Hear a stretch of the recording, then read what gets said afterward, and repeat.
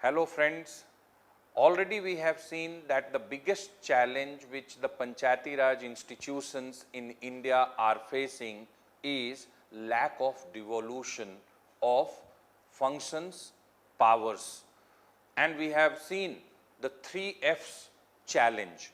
In this session, we will just concentrate on challenge related with lack of devolution of power and functions. We will not be talking about finance. About finance, we will be separately talking. Okay. So, we will try to identify the challenge, why this challenge is there, what is the nature of this challenge, and then what's the way forward.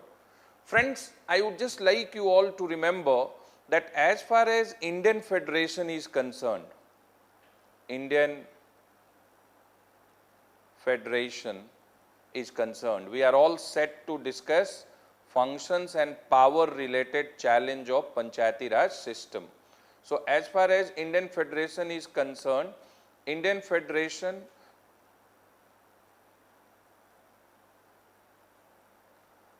it comprises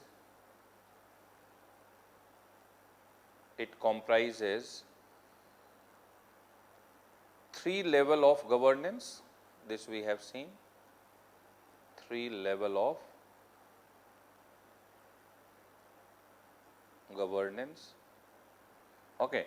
One is at national level, that is union government. Second is at state level, and third is local level. And in rural India, we have Panchayati Raj institution. Rural India, we have Panchayati Raj institutions.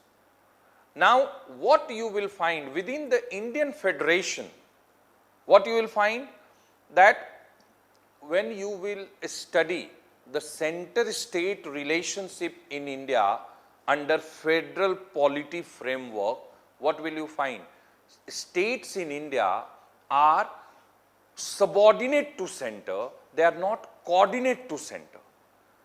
So, more powers we have given to union, overwhelming powers we have given to union, very less powers we have given to states.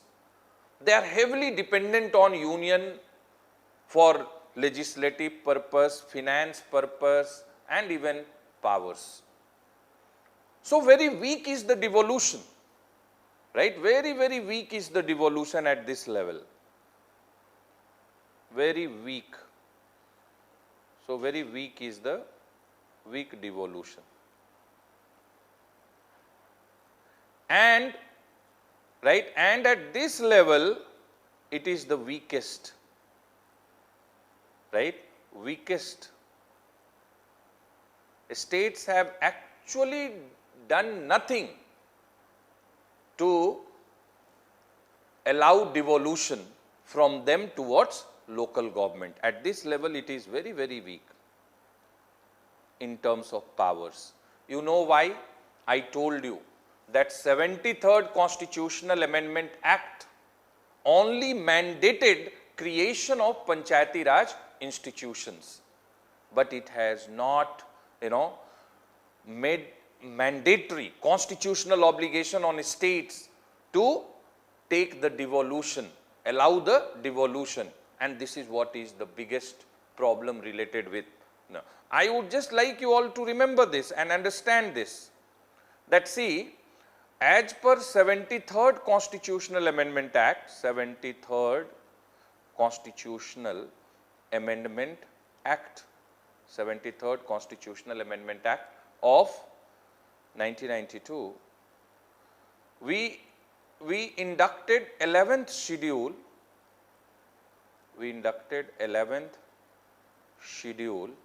and this 11th schedule has actually listed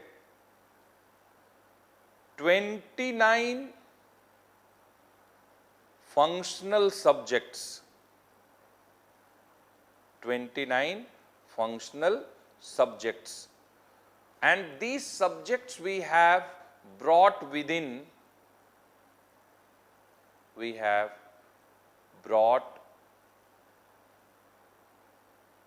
within purview of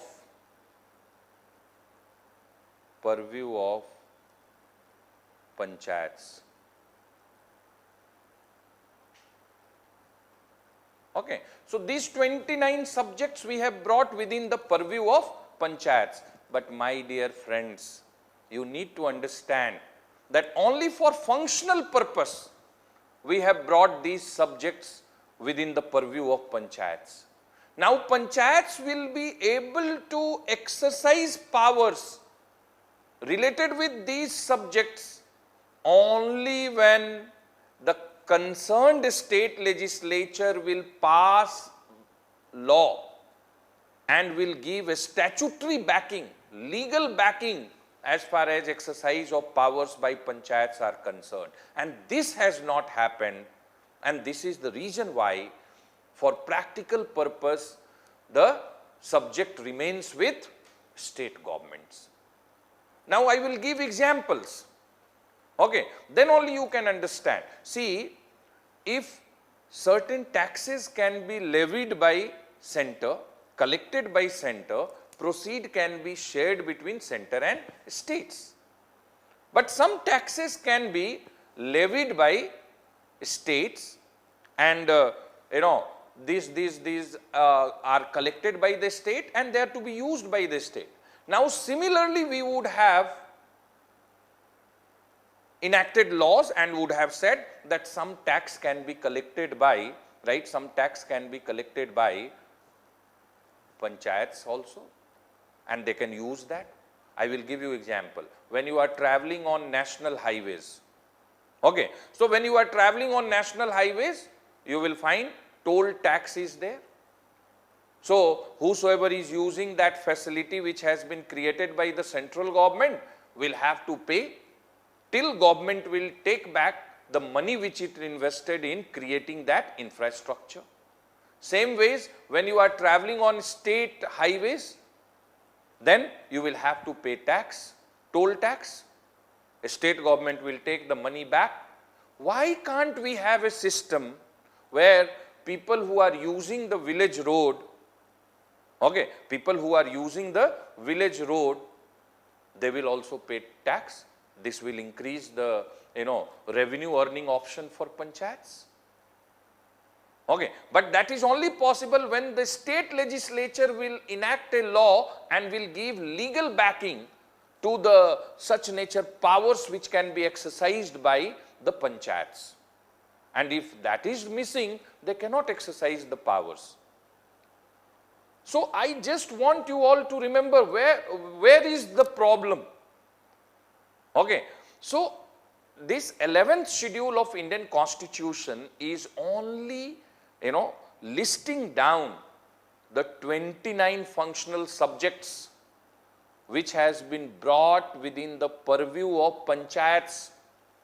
But panchayats can exercise powers related with these 29 subjects only when the concerned state legislature will enact law, okay, will enact law and will,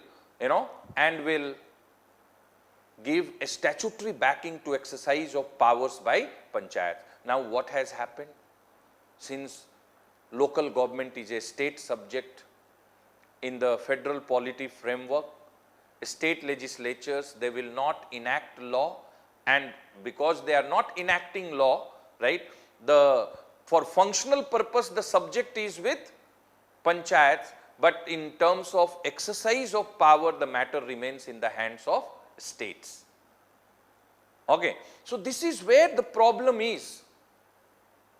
Some of the states, they have enacted laws and they have attempted giving a statutory backing as far as the exercise of powers related with these 29 functional subjects which are listed in 11th schedule of Indian Constitution, but it's not in all states, and even in the states where it's not the way it should have been. I am asking you some questions. You just say union government in India can manage railway, State governments in India can manage a state transport corporation which will operate and own buses.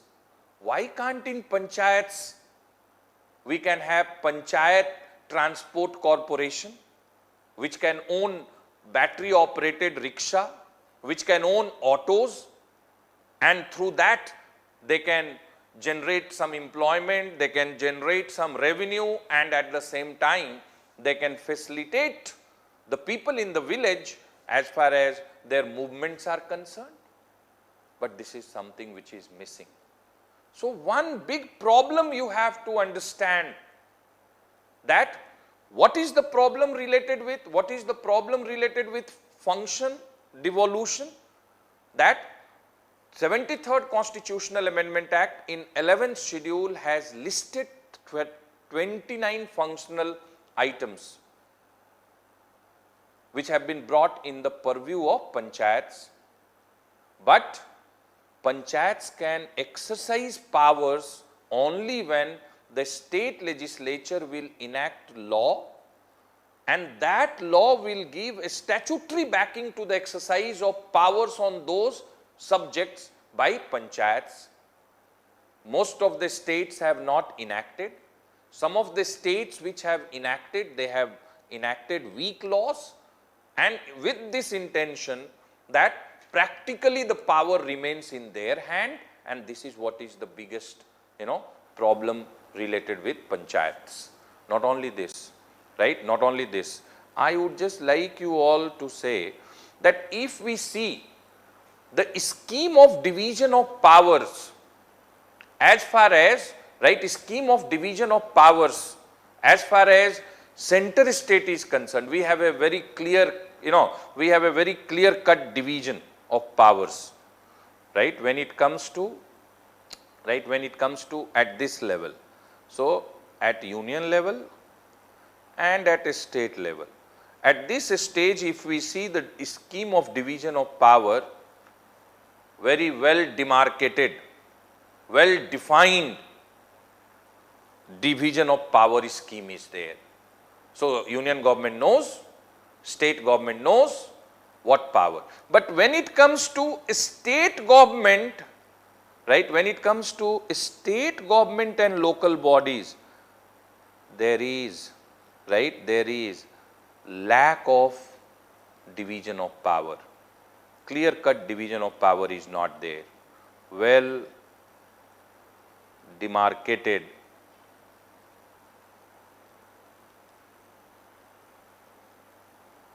scheme related to division of power is not there.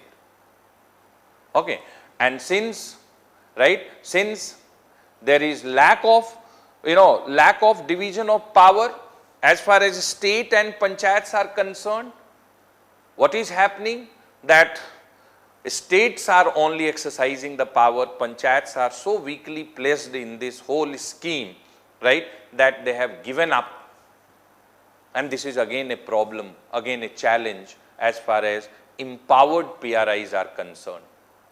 Not only this, you need to understand the technicality. Within local body, within Panchayati Raj system, we have a 3-tier Panchayati Raj system. We have village panchayat, we have village panchayat, we have intermediate level, you know by now, intermediate level, we have district council, Jila Parishad. Okay, so 3-tier is there. Okay, now within the 3-tier, what is the problem? We have brought 29 functional subjects within the purview of panchayats. But which subject to which extent will be under which tier, that is also not there. States will decide.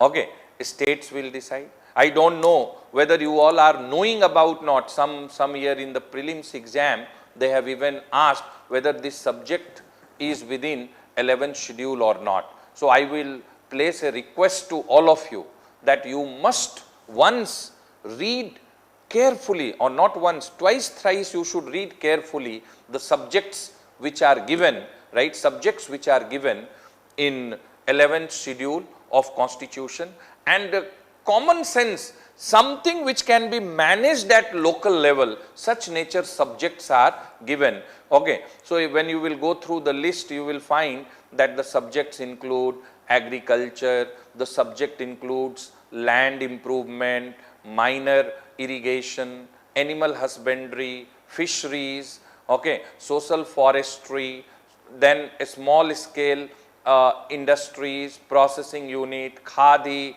rural housing, drinking water, fuel and fodder, village roads, okay, rural electrification, non-conventional energy sources, right, education including primary and secondary schools, okay, adult and non-formal education, libraries, then cultural activities in the, cultural activities, markets and fairs, okay, health and sanitation including the primary health sector, centers, then family welfare, women and child development, social welfare, welfare of weaker section, public distribution system, maintenance of community assets, and like that these are the subjects which we have brought under the purview of Panchayat through 11th schedule. Okay. So, if you will examine the nature of these subjects, you will find that when it comes to, when it comes to public distribution system, or when it comes to rural housing, rural electrification, it can be managed at local level. That is why we have placed it. But biggest problem is, right, biggest problem is that we have not demarcated that which subject, and if not subject, within the subject, what all can be done by panchayats, what all can be done by Jila Parishad, what all should be done by intermediate level, Panchayati Raj institutions. That is what is completely missing. And I would like you to say, in the beginning only I told you that entire concept of local self-governance is based on principle of subsidiarity, where individual should do everything good for himself and herself. What he cannot do should be left for family. The family should do everything for their growth, development, progress, and what family cannot do should be left to community. What community cannot do should be left to government, and within government first should be local government. What local government cannot do should be left to state government. What state government cannot do should be left to central government.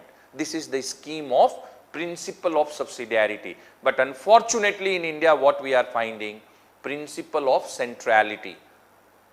Central government is doing most of the things, and what it cannot do is what it is leaving for state government. State governments are doing many things, and what they cannot do is what they are allowing to go to local government. Local government is doing what actually should be done by community and family have started doing what should be done by individuals. This is a matter of grave concern for our democracy, and even within our developmental model, over centralization.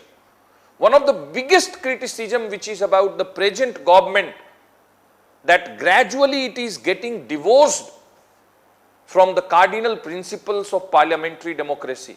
Parliamentary democracy is about collective decision making. One man cannot be in the center when it comes to decision making in parliamentary democracy. That is what is the difference between democracy and autocracy. In India we don't have elected autocracy, where somebody who is getting elected will start taking all decision. Many political scientists and constitutional experts are saying that gradually the present government is becoming one man show, two men army. Okay, that cannot be the scenario. So what I am just trying to say, that When it comes to function related challenge, have you understood what is the challenge? As far as center state scheme of division of power is concerned, it's very well defined, it's well demarcated. But when it comes to state and local bodies, it's not well demarcated, it's not well defined, and 11th schedule has only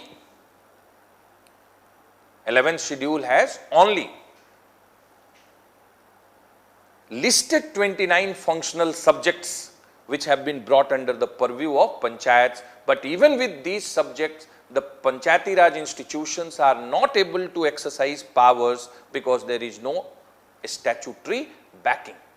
There is no statutory backing. So, what is the way forward? This is what is the big question. So, the way forward is that we will have to take positive and affirmative steps, big steps for re-establishing principle of subsidiarity, and center will have to allow devolution of power and finance in favor of states, and states will have to further allow devolution of power and finance in favor of local government. From centrality to subsidiarity principles, we will have to march. Not only that, from centralization towards decentralization. Okay, from centralization towards decentralization. So, to promote effective devolution of power and finance, we should bring changes in the provisions of constitution through amendments. We must enact law at union level as well as at a state level, and at a state level we must enact law to give a statutory backing to Panchayati Raj institutions as far as their exercise of powers related with those 29 functional subjects which have been brought under their purview. This is one thing which we will have to do. Second important thing what we will have to do in this regard, and this is a completely new idea. The Second Administrative Reform Commission, in its 6th report which is on local governance, very powerfully coined one term, activity mapping. So, what it says? Activity mapping. So, it says, this new concept says that those 29 functional subjects which have been brought under the purview, they should be divided into different activities, right? Each functional subject as per 11th schedule should be divided into key activities, right? Key activities. And activities should be mapped to the 3 tiers of Panchayati Raj system. Okay, this you can understand, this is a very good, I would say, idea, right? I told you, that education is there. Okay, now as far as education as a subject, including primary and secondary schools, now do you think that Panchayati Raj institution will be able to design curriculum for schools, primary schools and secondary schools? No. So, if this subject is there, what we should do, right? We should divide this subject into activities.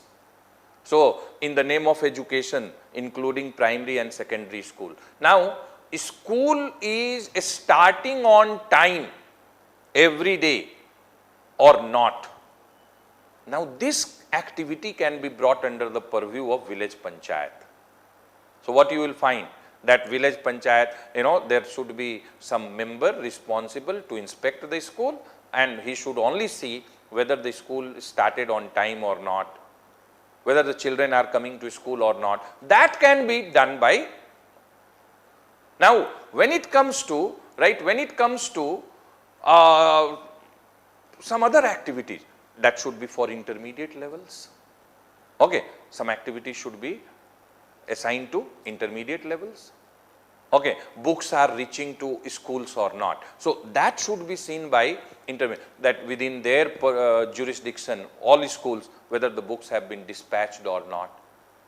Teachers recruitment, district level can be done. Transfer can be done. They can be involved in district level. So very powerfully, this idea is there that, you know, if we want empowered Panchayati Raj institutions, then these 29 functional subjects, these subjects must be divided after intense brainstorming into different activities, and activities should be mapped to 3 tiers of Panchayati Raj. Which activity will be the responsibility of which tier, that should be well defined. I don't know how many of you have experience of living some part of your life in rural India, but you will find school premises. Most of the time you will find the school campus, government school campus in rural India, they are, you know, occupied with some other activities.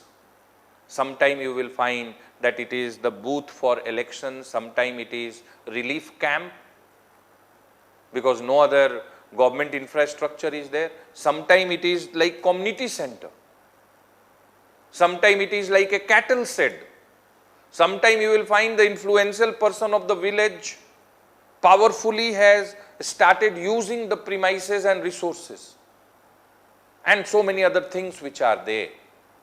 So if proper maintenance of campus is one activity, that can be brought under the purview of Panchayat, somebody will be responsible. So what I am just interested in telling you, that this is a wonderful idea. I am talking about what is the way forward.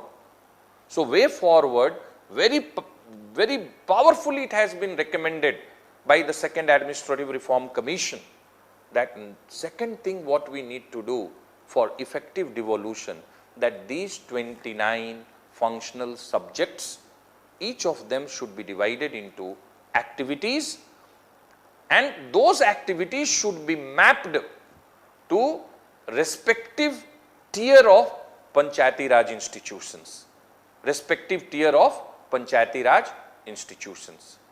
Then only it will be possible. So two things I am telling you, right? We need to go for complete overhauling of the federal polity in India, and for that we should go for amendment in the constitution and other laws which are required by parliament or by the state legislature, so that there is effective devolution of power and finance from center in favor of states, from states in favor of local governments, based on principle of subsidiarity. And for this what is required? A strong political will and vision.